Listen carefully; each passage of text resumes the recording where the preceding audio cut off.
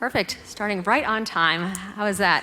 So for those of you who were with us during the last session, we talked about the all-seeing store, this idea around the intelligence of what's happening in a physical environment and the ability to kind of pull all that data and information together in a way that makes sense to not only impact buying decisions, but also store localization and kind of even space optimization. We're going to jump into the most overused word at this moment, but putting AI to work at retail, which can mean many, many things. So for each of us, I'm sure it means something different. And it also depends if you're in FMCG, or if you're in fresh, or if you're in, kind of hardware and hard lines. This idea around what it means and the impact on your business is really pretty significant. So that's me. So I worked in an Israeli tech company called Profitect. We were acquired by Zebra, and we did predictive AI, right? Big data predictive AI. And we could look at all of this pattern recognition and make decisions. I mean, it was truly, amazing. We worked with like Home Depot and Target and DSW and whatnot, and so we had lots of data. And one of the things that we were impressed with was the opportunity now with Gen AI to really have this be not only exponential, but truly a complete game changer. And at CoreSite Research, we really look at, from a research data and advisory perspective, what's happening to the consumer today and where you should invest tomorrow. And with so many companies now having different revenue streams, their opportunity in 2025 to spend more. I think Walmart is truly kind of the poster child right now for this. And we were at an event earlier this year, and they talked about how they're doing last mile for many of who we would think of as their competitors. So your ability to kind of take your specialty and to share it with others in a way that was probably not as seamless in the past is having kind of a huge impact. And when we start to think about real numbers, because that's what we like to talk about, the ability to impact in real time and to measure, right? None of us have any attention span. And so this idea that you want to see results very quickly, right? There's no longer 3-year rollouts of things. There might be kind of 3-week, 3-month. 24 was the year of POCs. We think that 25 ends up being the year where we see things kind of fully scaled out. And that ends up really changing things. So this has been kind of our number one area of focus around demand forecasting. And that means anything from, okay, you place the order, you then allocate it to the store, so inventory allocation and pricing. So the data, the amount around pricing, the ability to really kind of hyper-localize and to make sure if you have someone's zip code that it matches the price in the store. But you would be shocked probably, unless you're in retail, how many prices are keyed in incorrectly, but to be able to adjust those and find those. So with the retailers we've worked with, we found that it's between 12 and 18% are keyed in incorrectly. So sometimes it's too high and sometimes it's too low. But right, with all the algos out there, the too low is figured out incredibly quickly. So I want to hand it over to Janine to lead what is going to be a fast-paced and very exciting conversation around putting AI to work in retail. Please join me in welcoming Janine and her panel. Hi. Hi, I'm Janine Chow-Collins. I am the Chief Client Officer at Cargo. At Cargo, we like to say we put the art in ad tech, and that has never been more important with AI than it is today, because it's all about personalization, efficiency, and hopefully better creative. So I have a couple goals in this panel, putting AI to work at retail. One is to make sure that all of you leave here smarter after talking to this esteemed panel. And second, I want it to be fun. So if we don't have a couple chuckles or smiles or laugh, I feel like I failed, okay? So with that, I'd like to our esteemed panel to introduce themselves to you. And I'll say that when we were on our prep call ahead, I was blown away by these guys because they're so much farther ahead than most of us. And I think we could learn a lot. So Egan, why don't we start with you? Thank you very much. I appreciate it, and I'm grateful to be here. My name is Egan Brinkman. I'm the managing director of our commerce organization at Google. I have the privilege of working with 2,000 partners across 18 different subverticals, everything from apparel all the way down to healthcare, as they look to grow their organization largely through marketing, measurement, and media. I've been at the company for about 15 years, and obviously this is the third or fourth wave of technology innovation, AI has been, that I've got a chance to be a part of. And I was really impressed on how far along and how fast Google is working today, and it seems to be accelerating. Matea, how about you? Hi everyone. My name is Mattia Miglio. I'm the Director of Business Development in Alibaba.com. I'm based in Los Angeles. I joined Alibaba 3 years ago from our Milan office, and now my team is in charge of expanding our ecosystem of partners here in the US through API integrations, alliances, co-marketing initiatives. Retail is in my heart.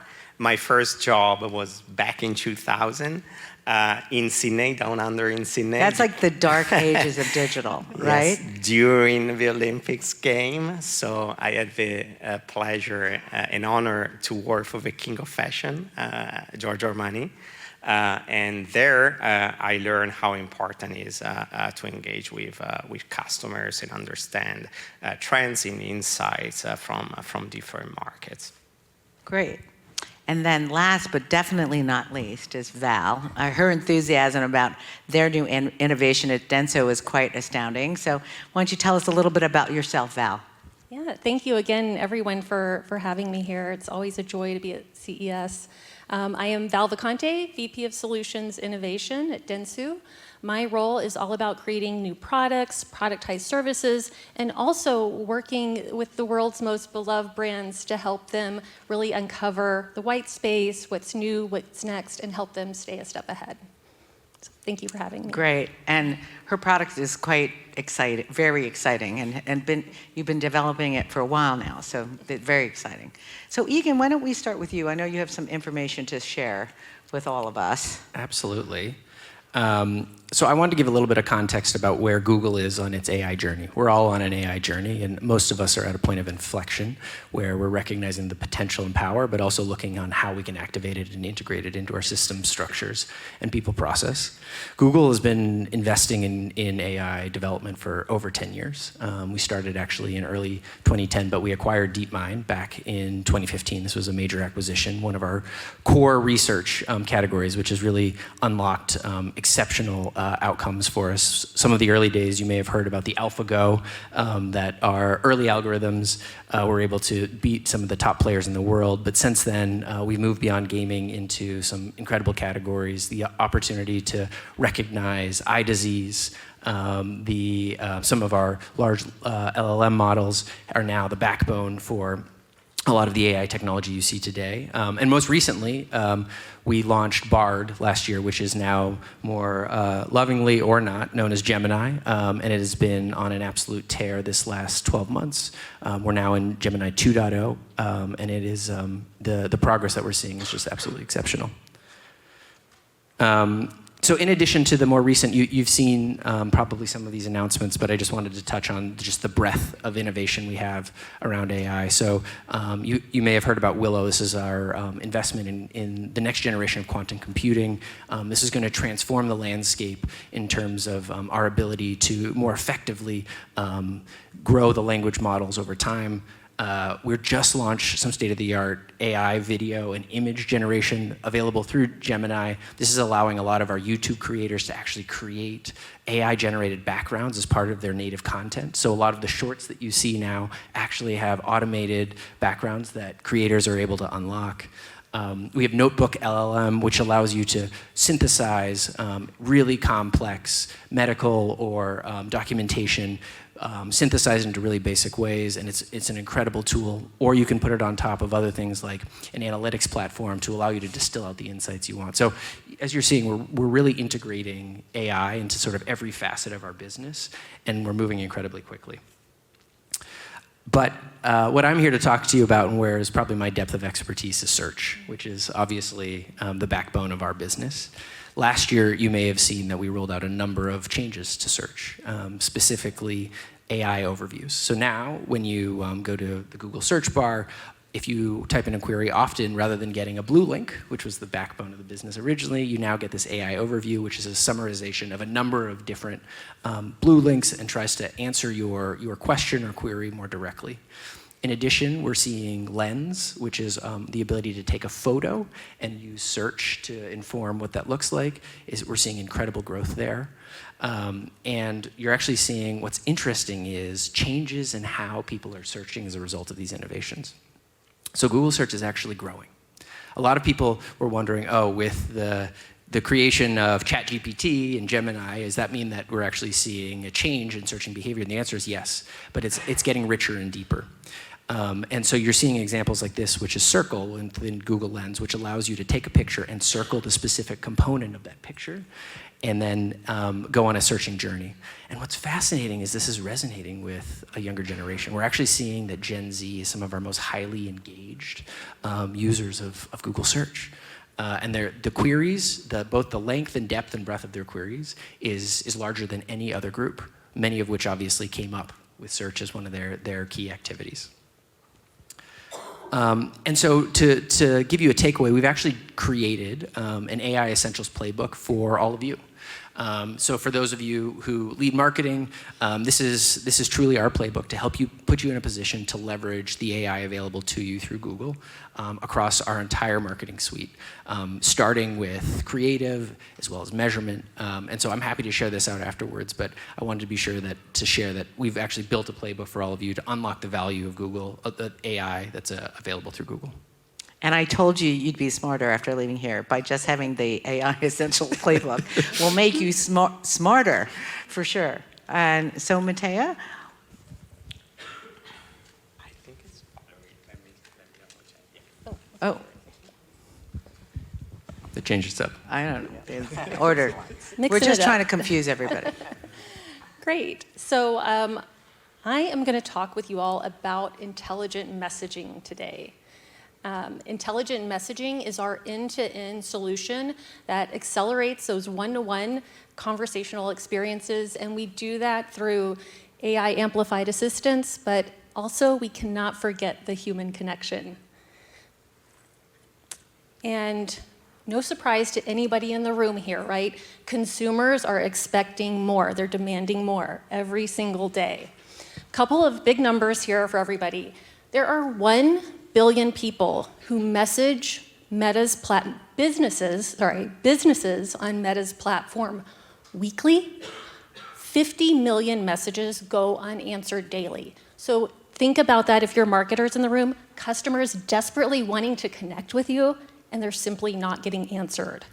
Yeah, I have to repeat that. 50 million messages go unanswered daily. When you said that in our prep meeting, I almost fell over. Yes.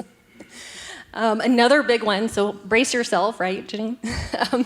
There's $780 billion that's left on the table from brands who are not providing those simple experiences. The good news is, we don't want to end on a downer, right? The good news is, those brands who are making those connections, they're seeing a 140% increase. Now, we'll dive into a quick video here.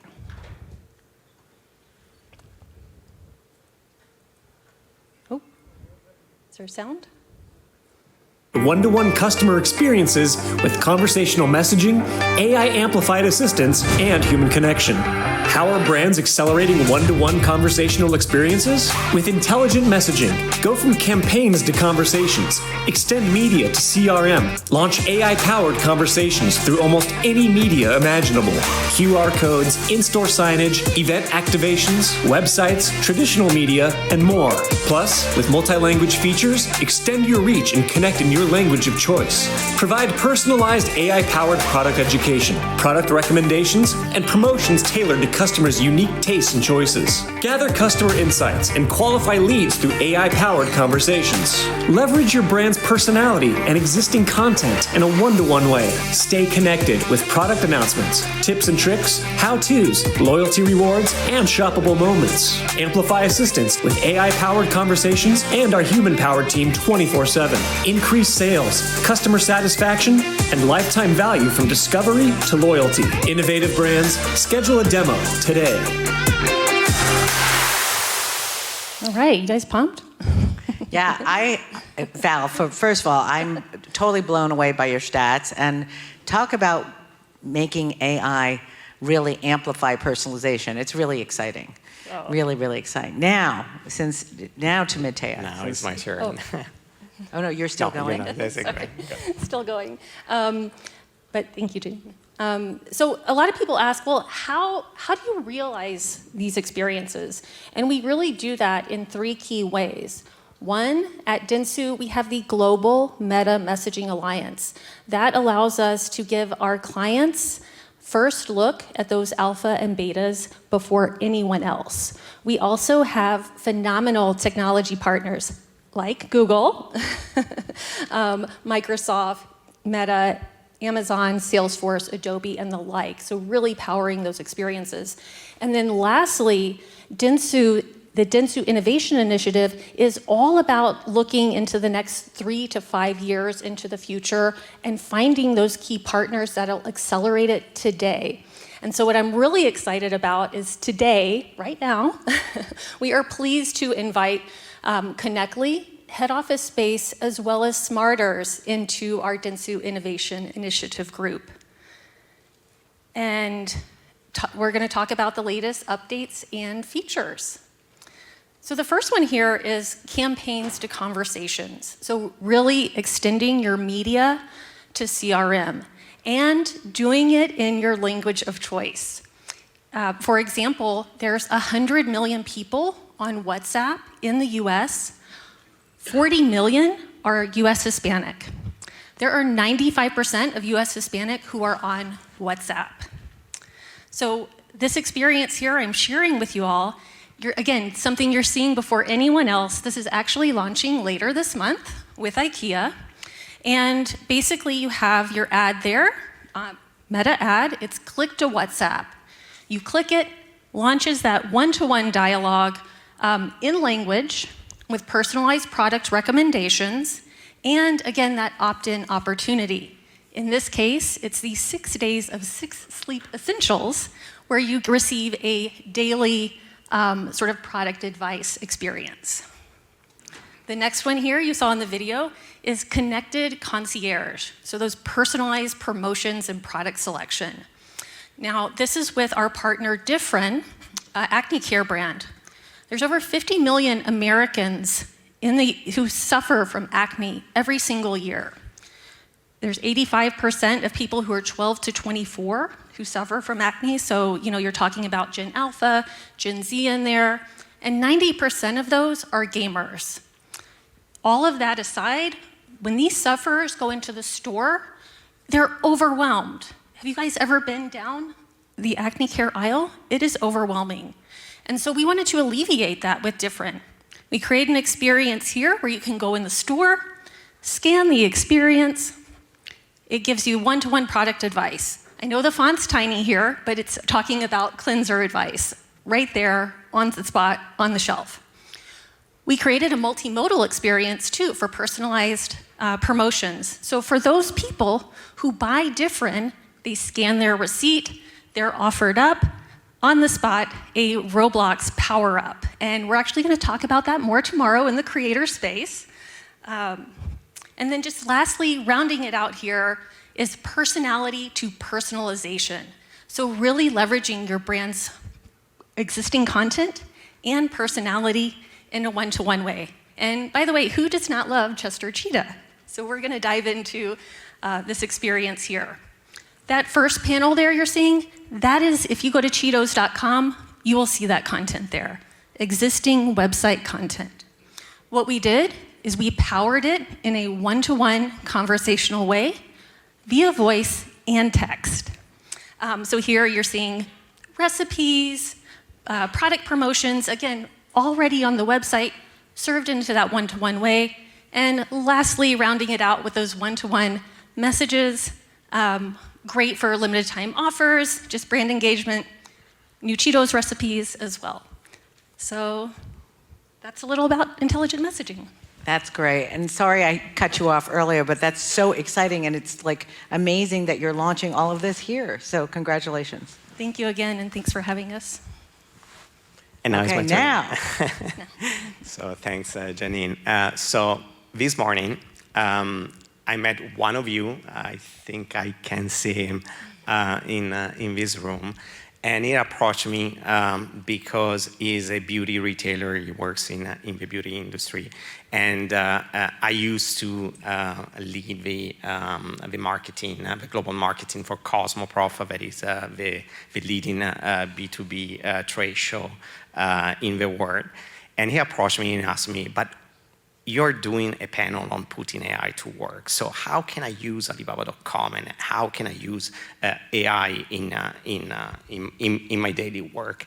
So first of all, I found that he didn't know anything about Alibaba.com, especially as I told you, I traveled from the US, from Italy here to the US. Today, Alibaba.com is a global platform.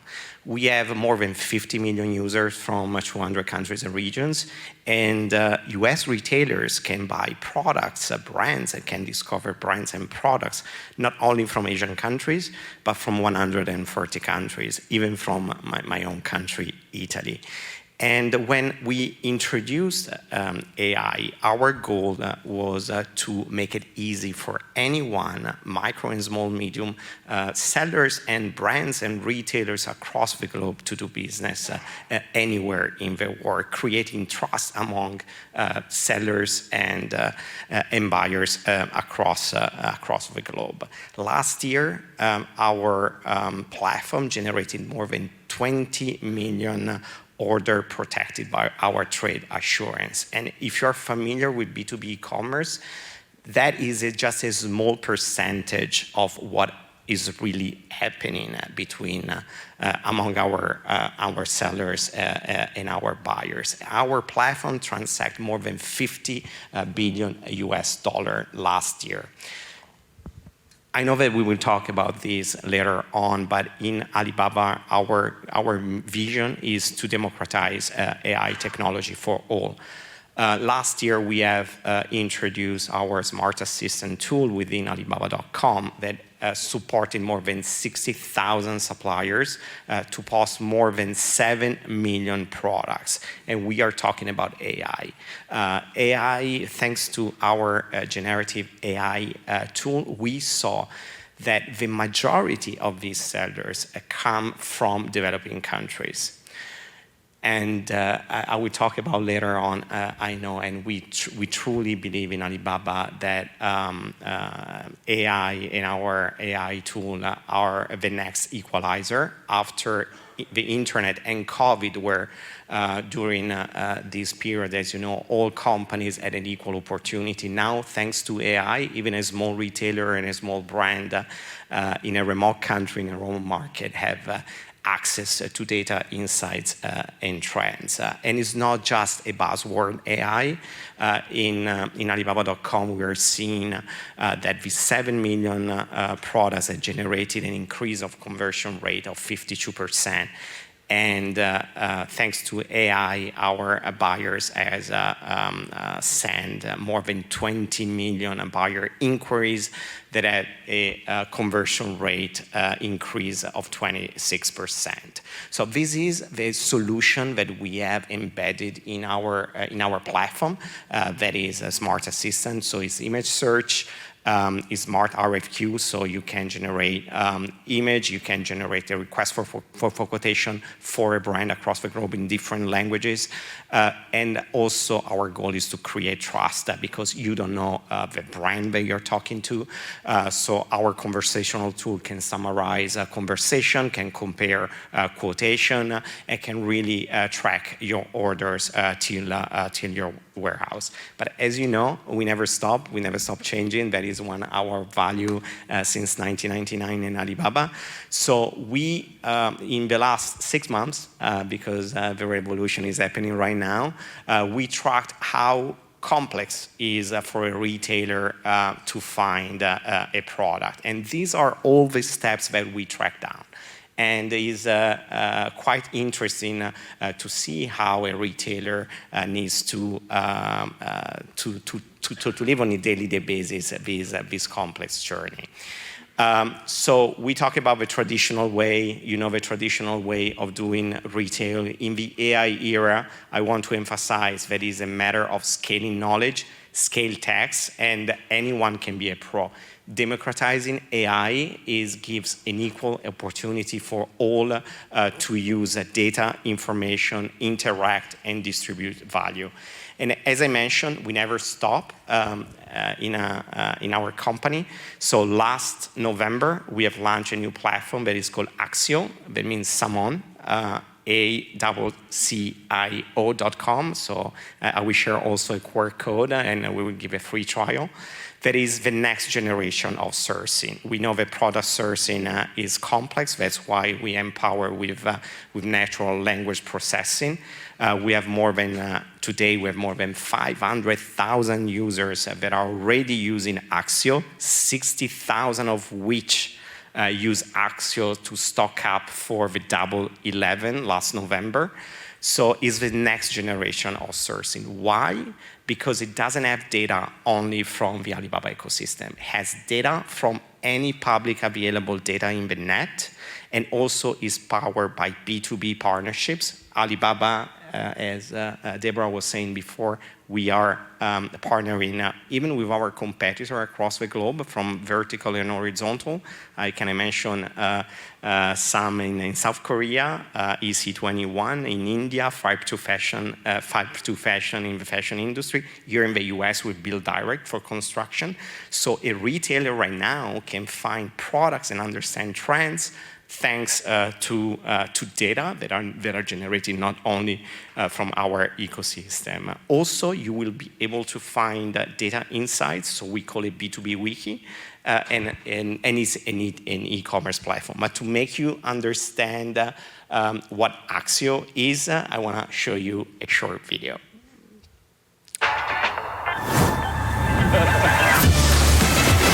It's already skiing season in Europe, but if someone wants to build a ski resort in the hot desert, what should they do? Let's type in our need. I'm creating a ski area in a desert. How can you help me? Axio will deduce which categories are most in demand in this scenario, according to the relevance and importance of the procurement needs.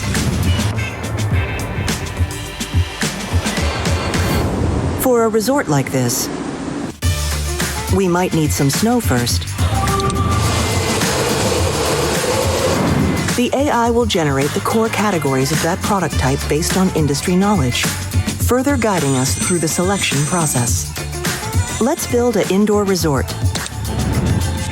Based on Axio's industry know-how, the snowfield area is the primary decision factor when choosing a snowmaking machine. Axio provides more advanced product recommendations based on size, snow output, and power.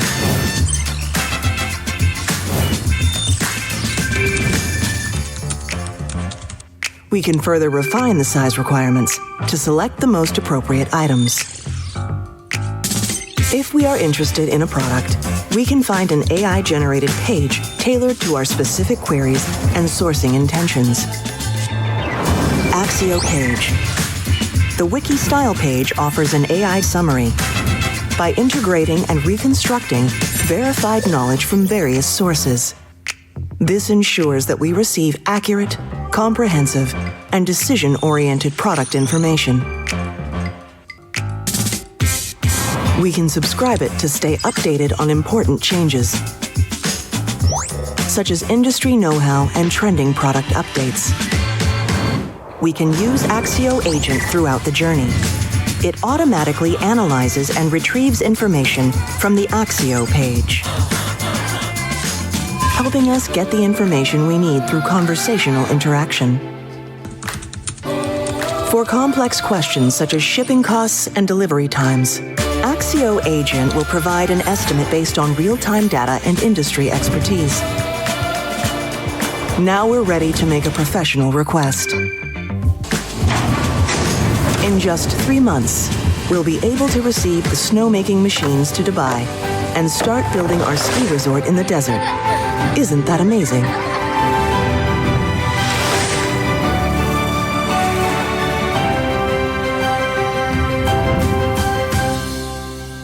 So AI is your personal sourcing agent, and if you want to try for free Axio, you can scan the QR code. Very exciting, democratizing AI for everyone, and the adoption. I mean, November's just a few months ago, and you have quite impressive growth. So congratulations to you too. So now, I mean, I'm already blown away. We have a playbook, we have brand new tools that with personalization, and we can make a ski slope in Dubai. Very exciting.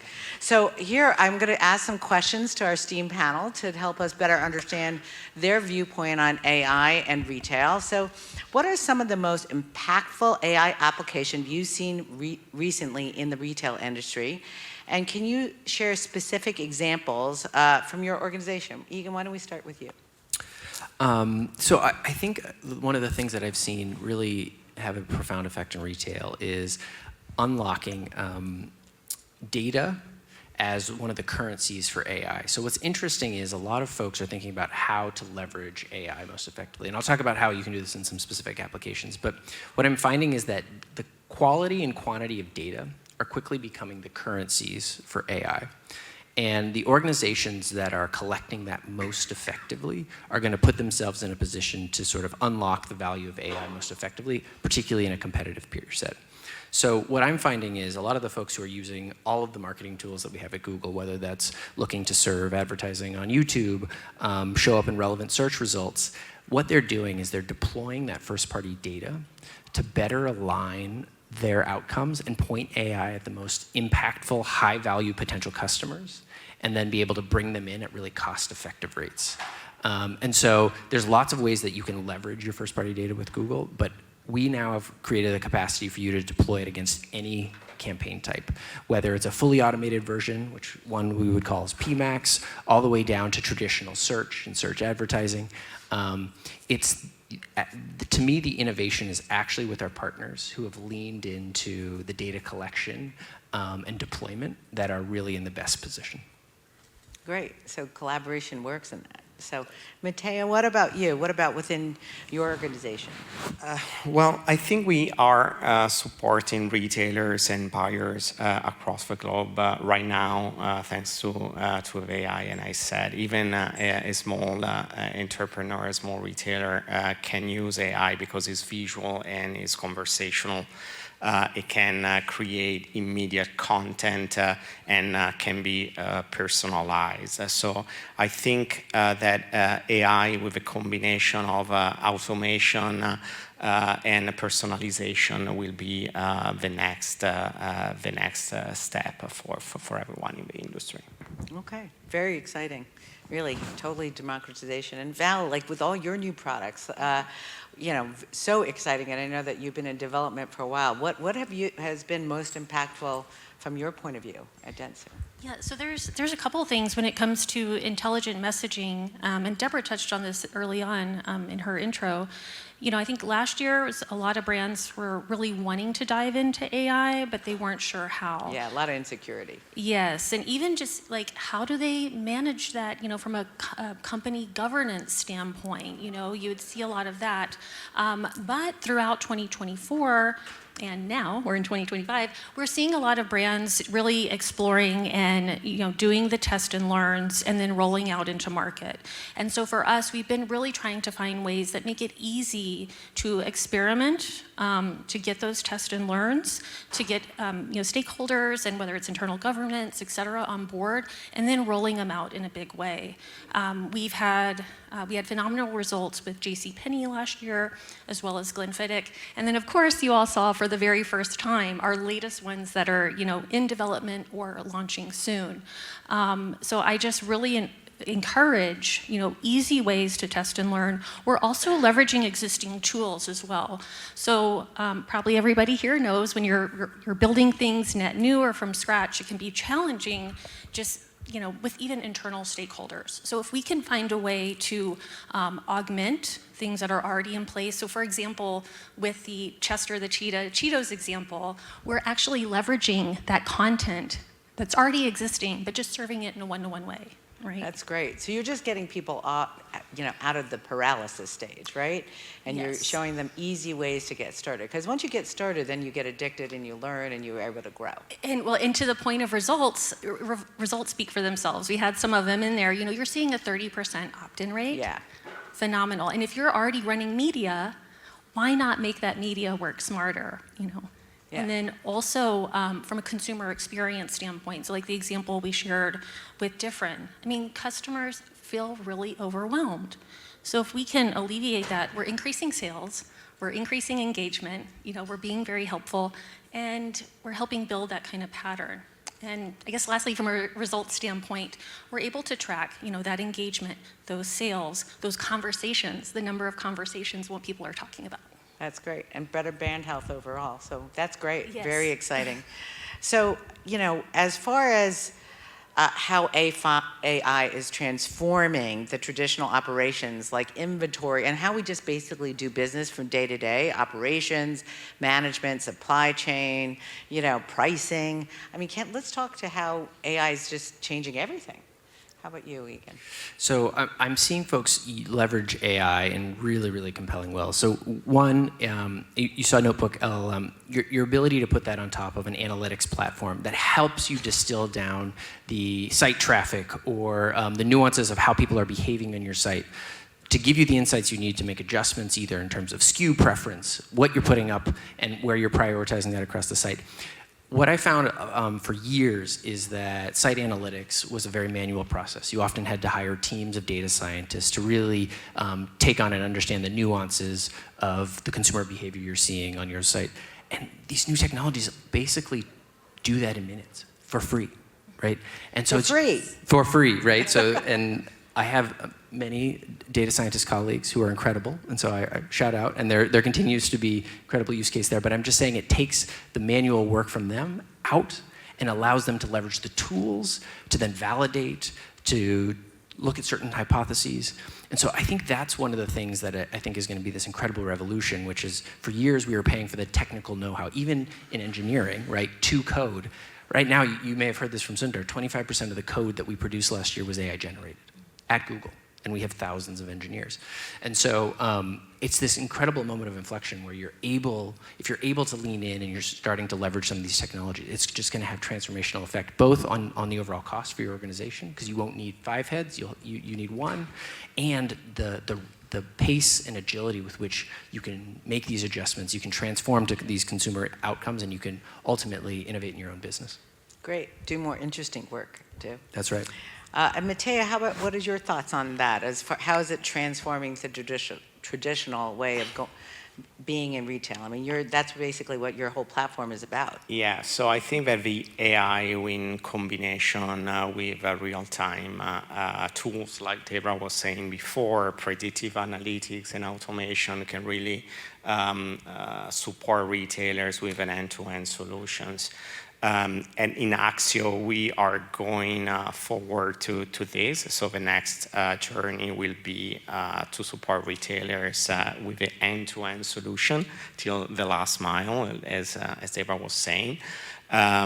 So just to give you an example about predictive analytics, today Axio has already what we call the 200 million trade procedures that are specific in B2B, 200 million. That's a lot. And that is supporting retailers and to understand data, to predict data, and to find the new products, the new breakthrough, and sell it in our B2C platform. And another important thing is collaboration and integration. I think that the AI can really analyze data through different platforms thanks to API integrations that can really support the journey of any retailer that in a very fast way. Even a small retailer now is in his fingertips the 80% of data, while just 3 years ago, traditional search engine at only the 5% of data. So we are, I think, in an area that will change the world.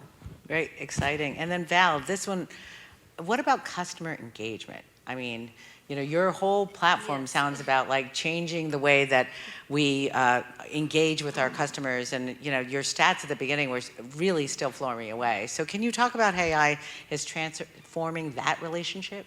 Yeah, absolutely. I mean, some of the, in the spirit of leveraging what's already there and connecting that media better, with intelligent messaging, we can launch those conversations from any media. So if you have a digital out of home, if you have like the shelf talker that we saw, right? Unpack, leverage that unpack experience to better provide customer support or product recommendations, right? So those are some of the key ways, is just better connect that experience, because like you say, the numbers show. We don't want to be in the category, we don't want to be part of that 780 billion, on the table. We want to be a part of that 140% increase in sales and engagement, as you talked about. And that's ultimately service to your customers. So Yes. that's very exciting. I mean, meet them wherever they are. Anywhere. Great, love it. I'm just looking for time, and we have a few more questions. I don't want to be the one that totally runs over. So, do you want to ask a question here? First of all, maybe Alibaba or Google, whatever. Say, when it comes to accuracy of the data, training AI is the hardest part. Because, I'm training AI for search engine right now. It's very starting stage, but it's very painful to see what comes out. What's the accuracy percentage you look for?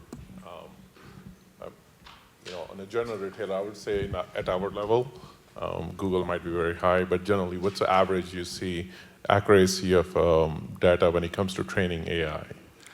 The accuracy is very high right now. As I said, we are now indexing B2B data from 25 years of experience in Alibaba. We are founded in 1999. And our AI tool is now has data, 200 million trade data. Is a conversational tool, so to the retailer that is here in the audience, I really suggested to start a conversation with Axio, find the data, and of course in B2B, like in Alibaba.com, the majority of the transactions do not happen within the platform, but happen outside the platform. So our goal is to create a trust between buyers and sellers. That's why we have also launched a trade assurance program. You saw that 20 million transactions were insured through our trade assurance program. So I think that Axio and the data you find in Axio is just a starting point, and then it's a journey like all the searching journey in B2B. The accuracy is very high, but then when it comes to purchasing a product, we have other tools that can support to create trust between the sellers and the buyers. So the output result of AI, the accuracy, is it 90%, 95%? I was just trying to understand. I'm pretty sure for Google and Alibaba it's pretty high. I'm just trying to understand the percentage nowadays. Accuracy of a result produced by trained AI, like Exion, for example. What's the accuracy? I don't have a percentage right now, but it's very high. And as I said, it's just part of a journey.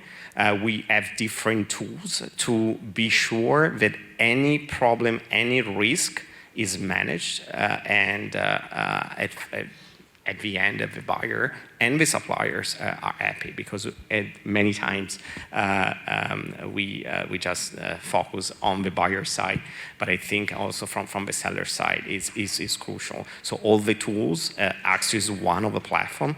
We have different tools and platform to assure that. Great.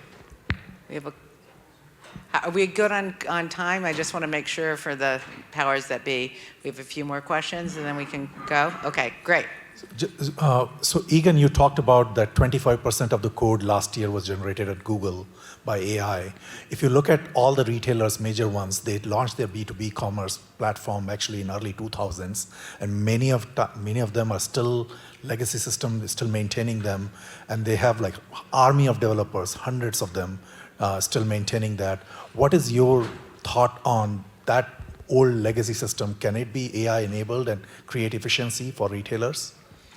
I mean, absolutely. I think you can update those current systems, or you can leverage AI to build from there. I also encourage you, any business at any point, to make sure that your systems actually service the needs of your business now. Do those systems enable you to get the data input you need? So whether that's your shopping platform itself, does it allow you to communicate to customers? And so the one thing that I say is, yes, AI can sit on top of any system and improve it, but is the platform that you may be built or brought on in the mid-2000s serving your business and the customer needs now?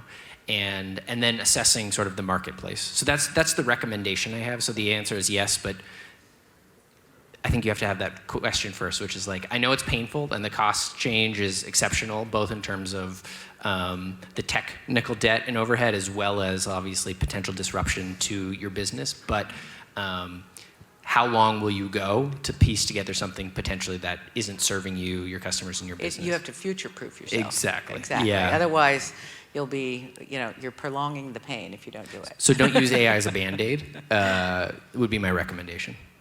Great. One last question, and Thanks a lot for the presentation. I have a question, perhaps a little bit different than the other people, but my question is about how AI can help creating a really global retail business, because when we see retail today, it's very local actually, and due to regulation, due to whatever, and Alibaba is very well informed about that, but when you trade from one country to another, when you want to move product from one place to another, there's a lot of restriction, there's a lot of things that avoid today having a business that is really global. Do you see it becoming global with the help of AI?